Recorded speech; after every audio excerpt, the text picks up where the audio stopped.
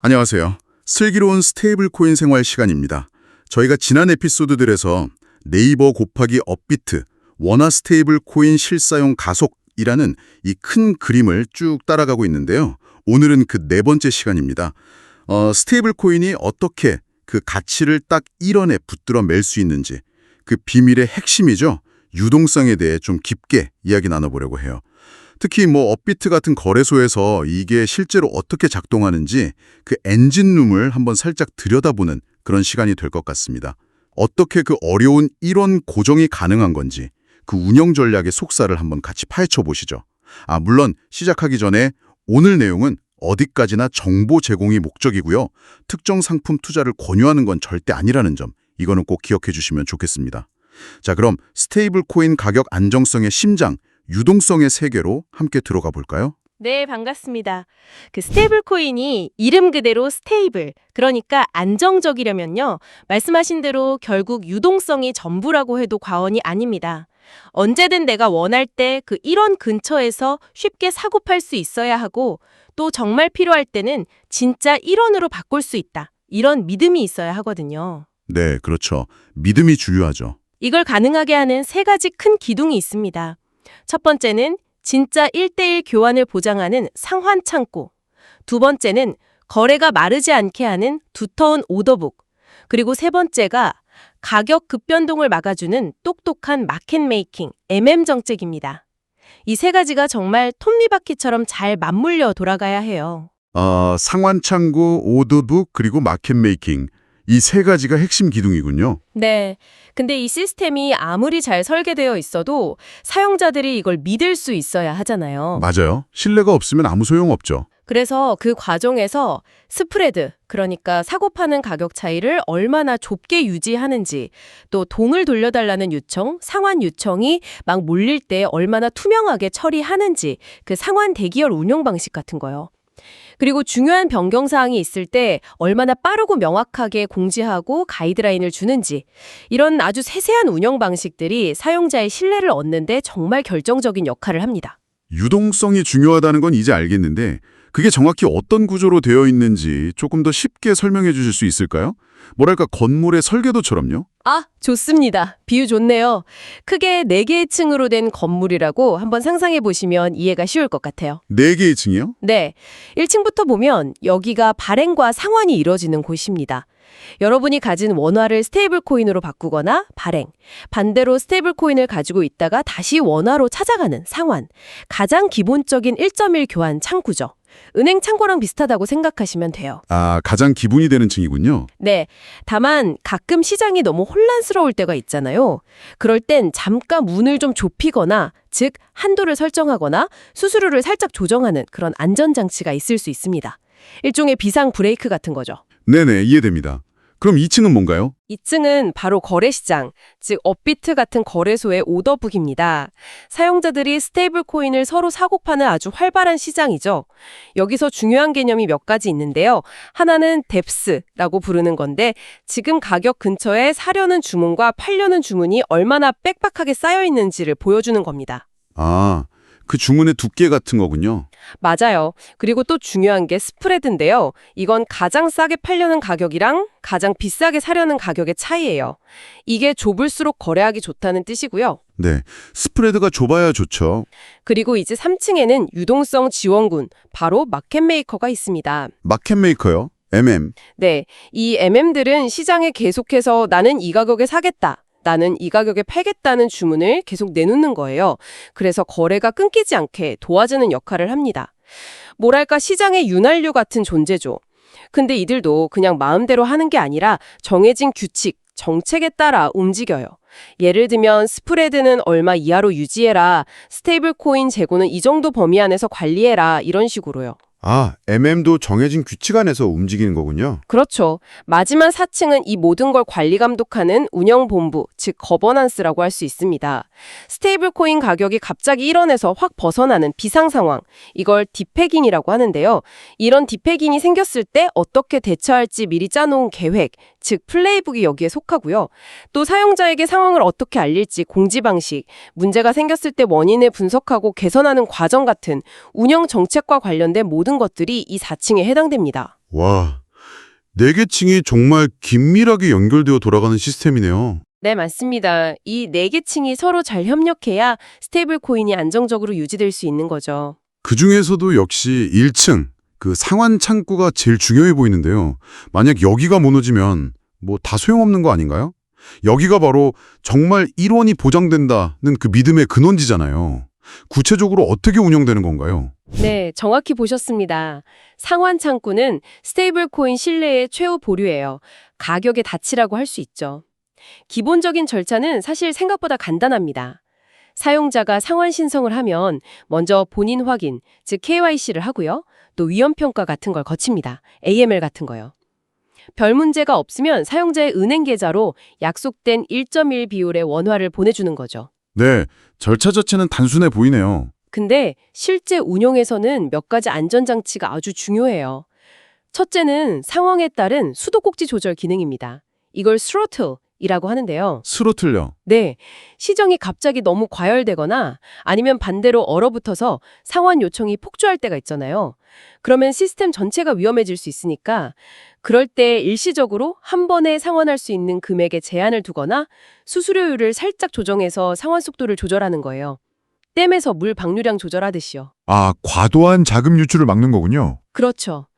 둘째는 큰 금액 상환에 대한 사전 조율이에요. 특히 기업 고객이나 대형 가맹점처럼 아주 큰 금액을 한 번에 상환하면 시장에 충격을 줄 수 있잖아요. 네, 그럴 수 있겠네요. 그래서 이런 경우에는 미리 정해진 시간대에만 신청하게 하거나 아니면 며칠 전에 미리 알려달라고 하는 타임 윈도우 같은 제도를 운영해서 시장 충격을 좀 완화시킬 수 있습니다. 미리 예고하고 조율하는 거군요. 네. 셋째는 기다림에 대한 투명성 확보입니다. 상환 요청이 몰려서 처리가 좀 늦어질 수 있잖아요. 그럴 때 그냥 기다리세요 하면 사용자는 불안하죠. 그렇죠. 언제 될지 모르니까요. 그래서 내 요청이 지금 어느 단계에 있고 대략 언제쯤 완료될지 예상 시간, ETA 같은 정보를 사용자 인터페이스, UI를 통해 투명하게 보여주는 게 아주 중요합니다. 이게 불확실성을 줄여주거든요. 깜깜이 상태가 아니라 예측 가능성을 주는 거죠. 아, 내 순서가 어느 정도인지 알 수 있게 해주는 거군요. 네, 맞습니다. 이런 장치들이 잘 작동해야 사용자들이 내가 원하면 정말 언제든 1원으로 바꿀 수 있구나 하는 그 믿음을 갖게 되고 이게 바로 가격 안정의 가장 근본적인 기반이 되는 겁니다. 상환 창구가 최후의 단 역할을 해준다면 우리가 평소에 체감하는 가격 안정성은 역시 2층 거래소 오더북에서 만들어지겠네요. 여기서는 어떤 원리로 안정성이 유지되는 건가요? 네, 맞습니다. 상환 창구가 만일의 사태를 대비한 보험 같은 거라면 오더북은 일상의 평온을 지키는 곳이라고 할 수 있죠.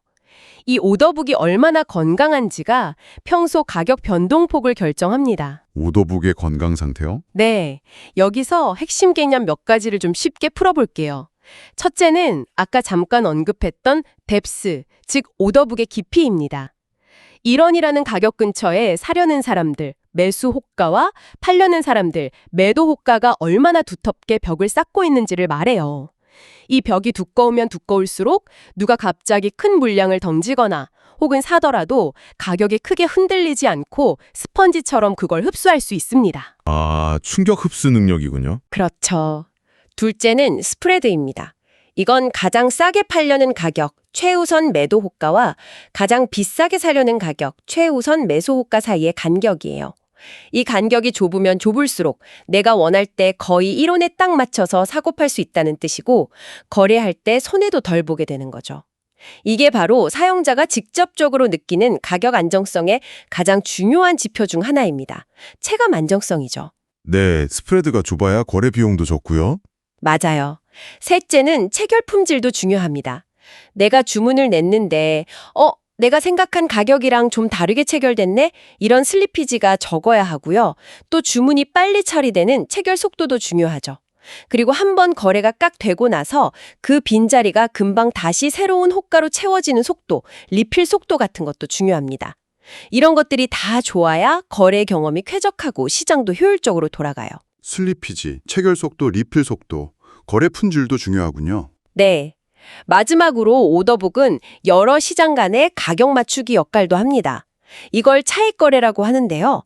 만약에 업비트에서의 스테이블 코인 가격이 다른 거래소나 아니면 다른 블록체인 상의 가격과 차이가 발생하면 차익 거래자들이 이걸 놓치지 않거든요.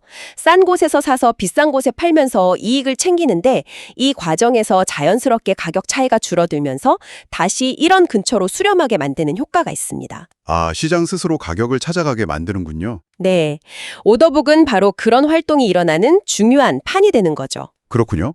오더북 자체도 중요하지만 아까 3층에 유동성 지원군인 마켓메이커 MM이 있다고 하셨잖아요. 이 MM들은 정확히 어떤 역할을 하고 또 어떤 규칙에 따라 움직이나요? 시장의 교통경찰 같은 건가요? 교통경찰이라기보다는 꾸준히 길을 닦고 보수하는 도로 관리자, 그런 쪽에 더 가깝다고 볼 수 있겠네요. MM은 시장에 항상 나는 이 가격에 사고 싶다, 나는 이 가격에 팔고 싶다는 의사, 즉 호가를 계속 제시함으로써 거래하고 싶은 사람이 언제든 그 상대방을 쉽게 찾을 수 있게 도와줍니다. 아, 거래 상대방을 항상 만들어주는 거군요. 네.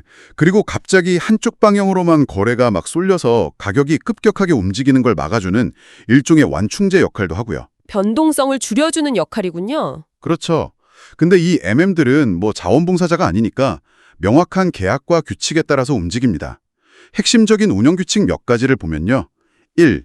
스프레드 약속 같은 게 있어요. MM은 매수 호가와 매도 호가 사이의 간격, 즉 스프레드를 계약에서 정한 특정 범위, 예를 들어 몇 베이시스 포인트, BP 이하로 항상 유지해야 한다는 의무가 있습니다. 아, 스프레드를 일정 수준 이하로 유지해야 하는군요. 네, 이 재고 관리 규칙도 중요해요.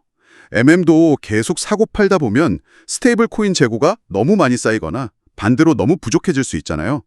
그래서 보유할 수 있는 최대 최소 재고량, 롱숏 포지션 한도를 정해두고 이 범위를 벗어났을 때 어떻게 위험을 줄일지, 즉 해지를 할지에 대한 규칙도 미리 정해둡니다. 예를 들어 다른 자산을 이용해서 반대 포지션을 잡는다든지 하는 식으로요. 재고 관리와 위험 관리 규칙도 있군요. 그렇죠. 3. 호가 리필 빈도도 정해져 있어요. 시장 상황이 계속 변하니까 호가도 업데이트해줘야 하잖아요. 특히 중요한 경제지표 발표 같은 때처럼 변동성이 커질 때는 얼마나 더 자주, 얼마나 더 빠르게 호가를 조정하고 재배치해야 하는지에 대한 기준이 있습니다. 그리고 4. 거래 단절 같은 비상상황 대응 계획도 있어요.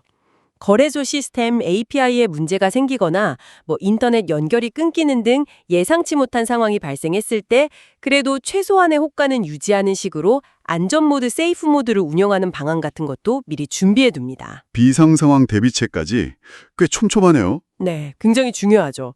그리고 한 가지 흥미로운 점은 이 MM과 아까 말씀드린 1층의 상환 창구가 서로 신호를 주고받으면서 협력할 수도 있다는 거예요. 아, 상환 창구와 MM이 연동된다고요? 네, 예를 들어서 상환 요청이 갑자기 막 늘어나면 시스템이 이걸 감지해서 MM에게 신호를 보내줄 수 있어요. 그럼 MM은 지금 상환 압력이 높아지고 있구나 하고 인지하고 시장에서 스테이블 코인을 더 적극적으로 사들이는 방향으로 호가를 조정할 수 있는 거죠. 그러면 상환 창구의 부담을 좀 덜어줄 수 있습니다. 와, 서로 다른 층인데도 그렇게 연동이 되는군요. 네, 서로 다른 유동성 파이프라인이지만 연결되어 있다고 볼 수 있는 거죠. 그리고 이런 MM 운영이 얼마나 잘 되고 있는지 투명하게 보여주기 위해서 예를 들어 매달 우리는 평균적으로 이 정도 스프레드를 유지했고 이 정도 뎁스를 제공했어요 같은 간단한 유동성 보고서를 외부에 공개하는 것도 사용자 신뢰를 높이는 아주 좋은 방법입니다. 와, 정말 복잡하면서도 체계적인 시스템이네요. 그런데 이렇게 철저하게 관리한다고 해도 혹시 스테이블 코인 가격이 1원에서 벗어나는 그 소위 디패깅 상황이 발생할 수도 있잖아요. 그럴 땐 어떻게 대처하나요?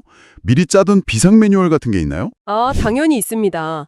디패깅은 스테이블 코인의 심장이 멎는 것과 같은 아주 심각한 비상 상황이기 때문에 발생 가능한 시나리오별 단계적인 대응 계획, 말씀하신 대로 플레이북을 미리 준비해 두는 것이 필수입니다. 없으면 안 되죠. 플레이북이요? 네, 상황의 심각도에 따라 대응 수위가 달라지는데요. 1. 만약 아주 살짝, 예를 들어 1원에서 플러스 10pp에서 30pp, 0.1%, 0.3% 정도 벗어나는 경미한 흔들림이라면 보통은 MM이 자동으로 대응합니다. 스프레드를 더 좁혀서 가격을 빨리 1원 근처로 되돌리고 작은 규모의 상환 요청은 좀 더 빨리 처리해주는 식으로요. 이 정도는 내부에서는 알람이 울리겠지만 밖으로는 크게 공지하지 않고 조용히 해결되는 경우가 많습니다. 아, 작은 흔들림은 내부적으로 처리하는군요. 네. 그런데 조금 더 벌어져서 플러스 30bp에서 100bp, 0.3%, 1% 정도의 중간 수준 흔들림이 나타나면 이때는 좀 더 적극적인 조치가 필요해요. 이때는 아까 말씀드린 상완 창구의 수도꼭지 조절 기능, 즉 스로틀을 사용할 수 있습니다. 일시적으로 상완 수수료를 살짝 올리거나 1회 또는 1일 한도를 두는 거죠. 동시에 MM이나 혹은 발행 주체가 직접 오더북에 추가 유동성을 투입해서 가격 회복을 지원할 수도 있습니다. 이 정도 되면 사용자들에게 지금 상황이 이렇고 저희가 이렇게 조치하고 있습니다. 라고 간략하게 공지하는 것이 좋습니다. 중간 단계에서는 공지도 하고 좀 더 적극 개입하는군요. 그렇죠. 3. 만약 팩100 YP, 즉 1% 이상 크게 벌어지는 심각한 흔들림이 발생하면 이건 정말 비상 상황입니다. 이때는 상환 처리 우선순위를 조정해야 할 수도 있어요. 예를 들어 소액 사용자부터 먼저 처리하거나 반대로 아주 큰 금액의 상환은 특정 시간에 모아서 처리하겠다고 안내할 수도 있습니다. 이때는 정말 투명하고 상세하게 상황을 알리는 게 중요하고요. 필요하다면 CEO 같은 최고 책임자가 직접 나서서 사용자들에게 메시지를 전달하고 신뢰 회복을 위해 노력해야 합니다. 심각할 때는 최고 경영진까지 나서는군요. 네. 그리고 디패깅의 원인이 만약 블록체인 자체의 문제, 예를 들어 해킹 같은 온체인 이슈 때문이라면 이건 또 다른 차원의 대응이 필요합니다. 문제가 된 특정 스마트 컨트랙트를 즉시 멈추거나 동결, 아니면 안전한 새로운 시스템으로 교체하는 기술적인 조치가 필요하죠. 극단적인 경우 문제가 생긴 기존 코인을 소각하고 새로 재발행하는 절차까지도 고려해야 할 수 있습니다. 기술적인 문제면 대응도 달라지는군요. 그렇죠. 5. 때로는 외부 요인 때문에 흔들릴 수도 있어요. 예를 들어 다른 큰 거래소에서 갑자기 특정 스테이블 코인 가격이 폭락하면 그 여파가 업비트에도 미칠 수 있거든요. 이럴 땐 MM이 호가 범위를 평소보다 좀 더 넓게 가져가면서 시장 충격을 흡수하도록 하고 동시에 상환 대기열 정보를 더욱 투명하게 공개해서 사람들이 불안감에 패닉셀하는 것을 막는 게 중요합니다. 정말 다양한 상황에 대한 대비책이 있네요. 실제 그런 디패깅 상황이 닥쳤을 때 내부에서는 정말 긴박하게 돌아갈 것 같은데요. 어떤 시간 순서로 대응이 이루어지는지 타임라인 같은 예시가 있을까요? 순서대로 한번 보면 대략 이렇습니다. T= 문제 발생 시점, 시스템이 가격 괴리, 즉 디패깅을 탐지하고 내부적으로 경보를 울립니다. 동시에 관련 부서 핵심 담당자들이 즉시 모이는 비상대응팀, 소위 워룸이 가동됩니다. 워룸까지 소집되는군요. 네, T+5분. 각 담당자는 자기가 맡은 시스템, 예를 들어 상환 시스템, 오더북 시스템, MM 시스템 상태를 초고속으로 점검하고 현황을 공유합니다. 이걸 바탕으로 지금 상황이 아까 말씀드린 플레이북상 어느 단계에 해당하는지 신속하게 판단하고 즉시 취해야 할 초기 조치를 결정합니다. 5분 안에 상황 파악과 초기 대응 결정까지? 빠르네요. 네, 빨라야죠. T+10분, 사용자들에게 알릴 첫 번째 공지를 내보냅니다. 보통은 현재 이런 상황이 발생했고 원인은 파악 중이며 저희는 이렇게 대응하고 있습니다. 라는 요지의 간결한 내용이죠. 동시에 현재 스테이블 코인 가격이나 상환 대기 상황 같은 주요 현황 지표를 사용자들이 실시간으로 볼 수 있게 거래소 내 눈에 잘 띄는 곳에 고정해서 표시합니다. 대시보드 같은 형태로요. 10분 안에 1차 공지까지 나가는군요. 네, T+30분 이후 초기 대응 결정에 따라 조치들을 계속 실행하면서 상황 변화를 면밀히 모니터링합니다. 필요하면 추가 조치를 즉시 시행하고요. 동시에 사용자들에게 상황이 이렇게 진행 중이다. 자주 묻는 질문은 이것이다. 상환 신청하신 분들은 대략 이 정도 기다리시면 될 것 같다. ETA 안내 같은 업데이트 정보를 꾸준히 주기적으로 제공해서 사용자를 안심시키는 데 주력합니다. 지속적인 소통과 업데이트가 중요하겠네요. 그렇죠. T+24시간 상황 안정 후 사태가 어느 정도 진정되면 이번 일이 왜 발생했고 저희가 어떻게 대처했으며 앞으로 이런 일이 다시 발생하지 않도록 무엇을 개선하겠다는 내용의 사후 분석 보고서, 보통 포스트모템이라고 하죠. 그 요약본을 공개합니다. 투명하게 과정을 공유하고 개선 의지를 보여주는 것이 신뢰 회복에 아주 중요합니다. 정말 체계적이네요. 그럼 평소에 이런 유동성 관리가 잘 되고 있는지, 또 비상 대응은 효과적이었는지 이런 것들을 어떻게 알 수 있죠? 뭐랄까 시스템의 건강 검진 결과표 같은 게 있나요? 네, 맞습니다. 꾸준히 관리하고 개선하려면 당연히 성과를 측정해야 하죠.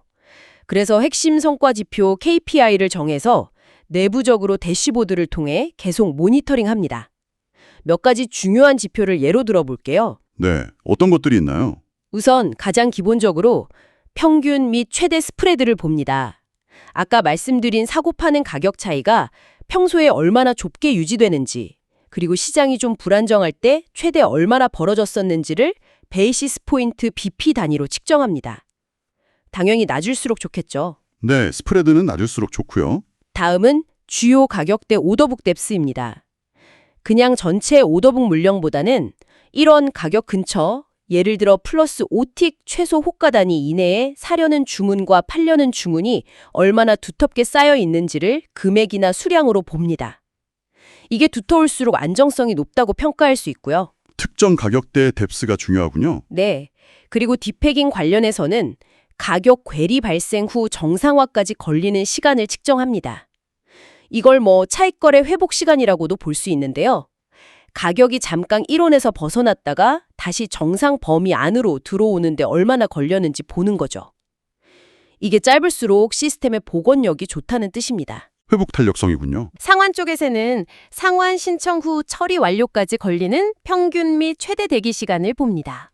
평균적으로 얼마나 걸리는지, 평균값 또는 중간값, 그리고 정말 오래 기다린 사람은 얼마나 기다렸는지, 상위 95%일 값 등을 추적해서 상환 시스템의 효율성을 평가합니다. 상환 처리 속도도 중요한 지표겠네요. 그렇죠. 마지막으로 MM 활동성을 보기 위해 전체 시간 중 MM 호가가 정상적으로 유지된 시간 비율, 이걸 유동성 제공 시간 비중이라고도 하는데 이걸 봅니다. 전체 운영 시간 중에서 MM이 계약대로 스프레드와 뎁스를 유지하면서 정상적으로 호가를 내고 있었던 시간의 비율을 보는 거죠. 이 비율이 높을수록 MM이 꾸준히 제 역할을 잘 하고 있다는 뜻입니다. MM의 가동률 같은 거네요. 네, 맞습니다. 이런 다양한 지표들을 계속 추적하고 분석하면서 시스템의 건강 상태를 진단하고 혹시 문제가 될 만한 부분이 없는지 미리 발견해서 개선해 나가는 겁니다. 정말 다양한 각도에서 면밀하게 관리가 이루어지고 있군요. 그럼 앞으로 업비트의 원화 스테이블 코인 유동성 관리와 관련해서 우리가 어떤 점들을 좀 더 눈여겨보면 좋을까요? 앞으로의 발전 방향이나 좀 기대해 볼 만한 점이 있을까요? 구체적인 로드맵은 당연히 운영 주체가 발표하랬지만 일반적으로 이런 시스템이 발전해 나가는 방향을 예상해 볼 수는 있습니다. 단기, 중기, 장기적으로 나눠서 생각해 볼 수 있겠는데요. 네, 어떻게 예상해 볼 수 있을까요? 예를 들어 단기적 D+30, 한 달 내외로는 앞서 말한 평균 스프레드나 뎁스 같은 기본적인 유동성 지표를 담은 간단한 리포트, 베타 버전이라도 사용자들에게 공개하기 시작할 수 있습니다. 투명성을 높이는 첫걸음이죠. 또 상환 신청했을 때 언제쯤 완료될 예정입니다 하고 예상 처리 시간 ETA를 보여주는 UI 개선 같은 사용자 편의성 증진도 비교적 빨리 적용될 수 있는 부분이고요. 사용자 입장에서 체감되는 개선이네요. 네, 중기적 D+90 서너 달 후로는 단순히 계획만 세우는 게 아니라 실제 다양한 시나리오 기반의 디패깅 대응 모의 훈련을 정기적으로 실시해서 내부 대응 역량을 더 강화할 수 있습니다. 또 상환 시스템, 오더북, MM 시스템에서 나오는 여러 중요한 신호들을 한눈에 모아서 볼 수 있는 통합 관제 대시보드를 구축해서 더 빠르고 정확하게 상황을 판단하고 대응하는 방향으로 시스템을 고도화할 수 있습니다. 모의 훈련과 통합 대시보드 구축이요? 그렇죠. 장기적 D+180, 6달 이후로는 자체적으로 발간하는 보고서를 넘어서 외부의 공신력 있는 기관, 예를 들면 회계법인 같은 곳에 검토나 감사를 받은 투명성 강화 리포트를 발간해서 신뢰도를 한 단계 더 높이는 노력을 할 수도 있습니다. 그리고 그동안 축적된 운영 데이터와 경험을 바탕으로 MM 운영 규칙이나 상환 정책 같은 핵심적인 유동성 공급 정책에 대한 개정안을 마련하고 이를 시장과 소통하면서 공개적으로 발전시켜 나갈 가능성도 있습니다. 외부 검증과 정책 개선까지 장기적인 신뢰 구축 노력이군요. 네, 물론 이건 어디까지나 일반적인 예상일 뿐입니다. 실제 어떻게 진행될지는 지켜봐야겠죠. 하지만 중요한 것은 이런 방향으로 시스템을 계속해서 개선하고 투명성을 높이려는 노력을 꾸준히 보여주는지 우리가 관심을 가지고 지켜보는 것이 중요하다고 생각합니다. 오늘 정말 스테이블 코인의 심장이라고 할 수 있는 유동성 관리의 속살을 아주 깊숙이 들여다본 것 같습니다. 상환 창구부터 오더복 그리고 마켓 메이킹까지 그 일원이라는 가치를 지키기 위해서 얼마나 많은 또 복잡한 장치들이 서로 맞물려서 돌아가야 하는지 확실히 알게 됐네요. 네, 오늘 이야기를 한 줄로 요약하자면 상환은 믿음의 바닥을 다지고 오더북은 일상의 안정을 지키며 MM은 외부 충격을 흡수한다. 이렇게 정리할 수 있을 것 같습니다. 이 세 가지 요소가 조화롭게 작동하고 또 그 과정이 투명하게 공개될 때 비로소 스테이블 코인이 이름 그대로 정말 스테이블하게 유지될 수 있는 거죠. 상환은 바닥을, 오더북은 일상을, MM은 충격을. 네, 아주 명쾌한 요약이네요. 오늘 이야기가 여러분께서 원화 스테이블 코인의 안정성을 이해하시는 데 큰 도움이 되었을기를 바랍니다. 자, 슬기로운 스테이블 코인 생활 다음 시간 EP05 예고를 잠깐 드리자면요. 스테이블 코인 운영의 또 다른 아주 중요한 축이죠. 바로 규제와 컴플라이언스 문제를 다뤄보려고 합니다.